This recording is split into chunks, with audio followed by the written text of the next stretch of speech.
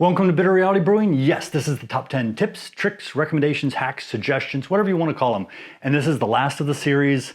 I'll probably have some other things down the road, but this is the last of the series. This is week 40. I've been holding on to this one for a while, knowing that a lot of people look to save some money during the holidays. You're spending a little bit more, don't have a lot to spend, so you want to make that dollar kind of stretch and maximize that buying power, shall we say. So I have a few tips spread out throughout the tips, and instead of doing 10, I'm gonna give you 14 tips. Yes, that's right, 14 to finish it off with a bang. Don't forget, like, subscribe, keep sharing. Definitely appreciate the sharing. We'll jump right into some of the saving ones that have saved me hundreds and hundreds of dollars. Yes, they've actually probably over $1,000 or more. But number one, when you're shopping online, fill the shopping cart and walk away. Say, see ya.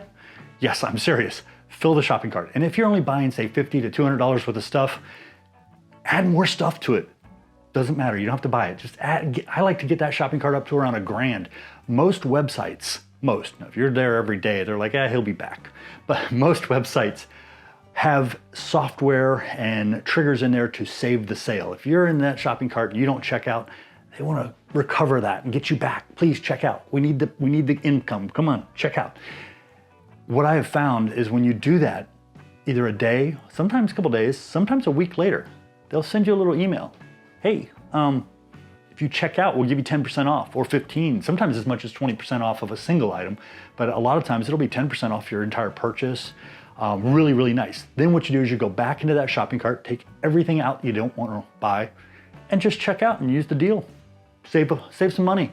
Use that money to buy something else later. If you're a home brewer like me, you know you're gonna spend it eventually for something else. So number two, and this one has saved me a significant amount of money.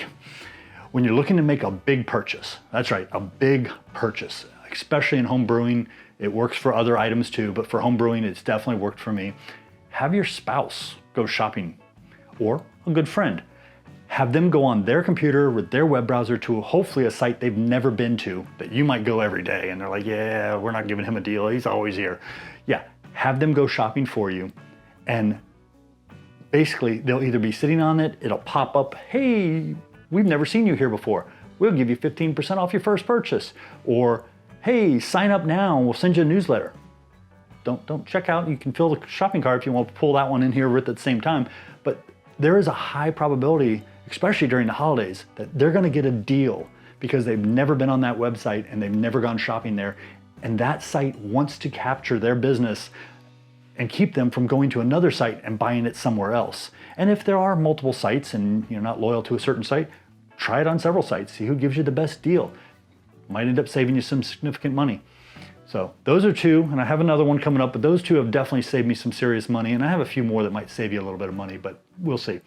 Number three, forced fermentation test. And no, I'm not gonna go into the details. You can check out the video I already did on that. Just go on the playlist, type you'll find it.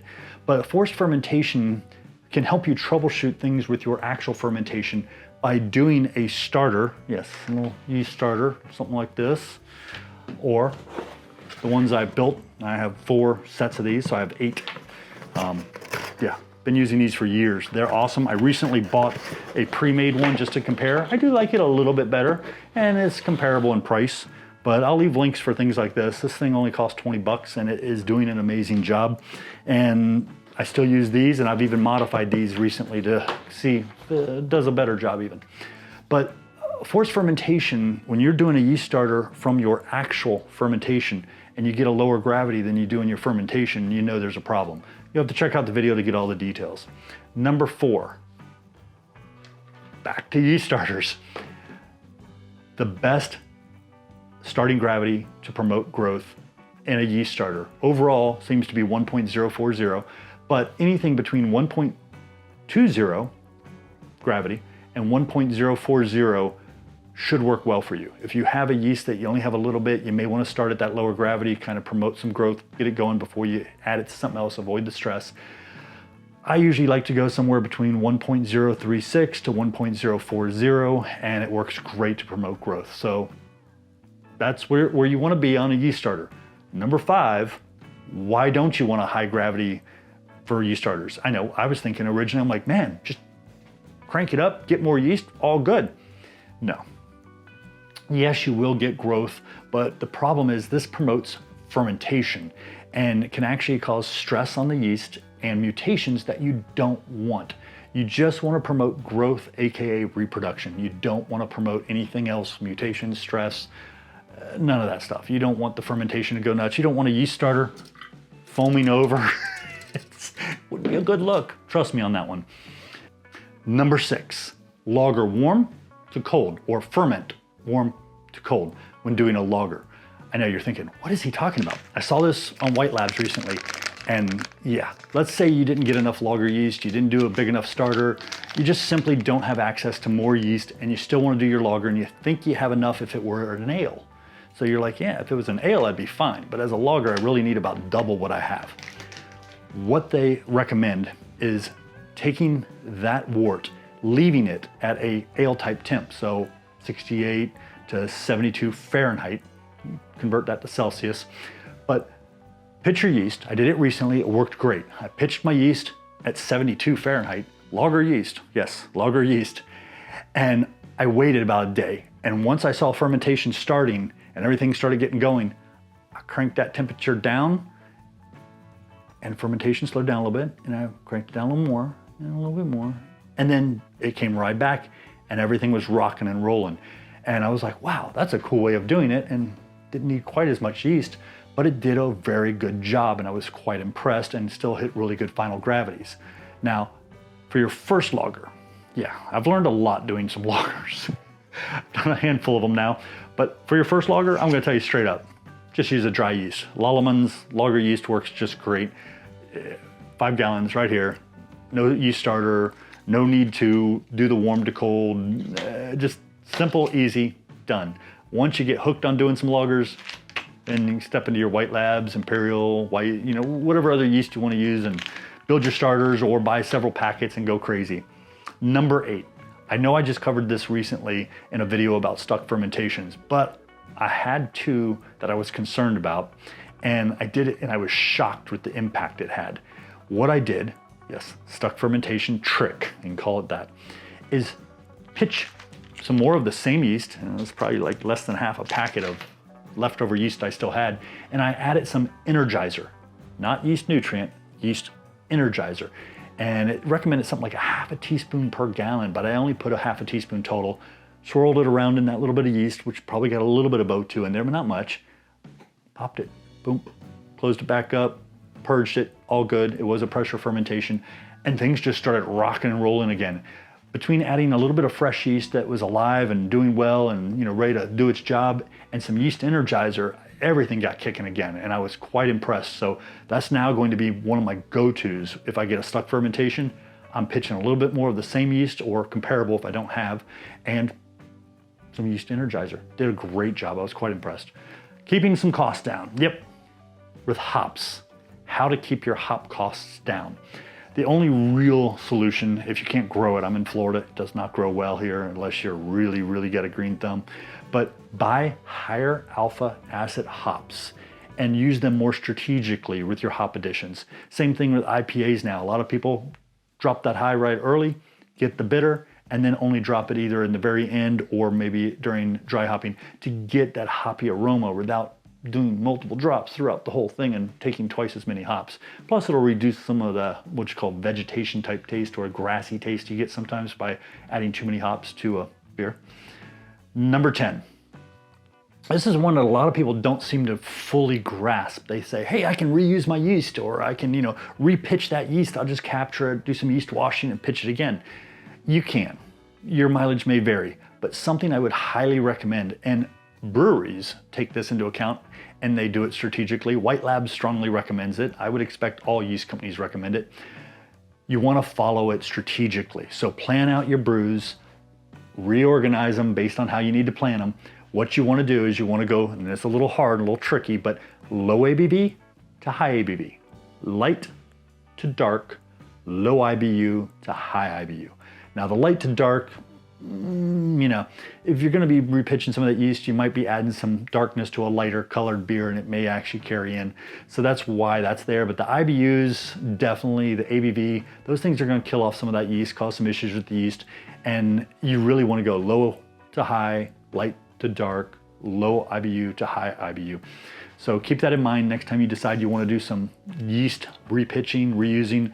Plan your brews out. Plan them out so that way you can do that. And as you get up to that higher, buy more, start over and do it again and work your way back up again. Number 11, since we were talking about substituting things for hops, yeasts, and other things, substitution. This is something you need to take into mind, is especially with, how do you say, the supply chain. Sometimes we just can't get certain things.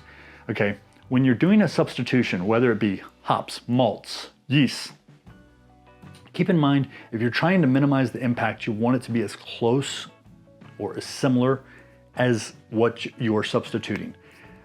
It will always be different. It will always impact your brew. I say that because even malts are a plant. They're gonna change. So this year I'm getting, let's say, Weyermann's, and next year I get the same Weyermann's. And it can be a slight difference, just a tiny bit. A lot of them will give you the Loving Bond or SRMs, and it'll be a range because they know it's not consistent every single year. It's as close to consistent as possible, but there's always gonna be a little variation. And if you're going around and doing a substitution, you go to brew that beer again next year. If you liked it, how you substitute it, keep to that. If you don't, go back to your original. It's going to impact the beer no matter what, minor to major. Could be a good impact. You could be like, oh, wow, that was amazing. I wish I would have done the first one that way. Number 12, video recordings. Yes, I know a lot of you aren't on YouTube. You have no plans to do any kind of YouTubing, and that's fine. But one thing I have learned since I've started doing YouTube is the videos that I do help me when I try to do that same beer or similar beer later. So especially if you suck at documentation, depends upon the day. But if you suck at documentation, just set up your iPhone or your Android or whatever you have and record yourself brewing.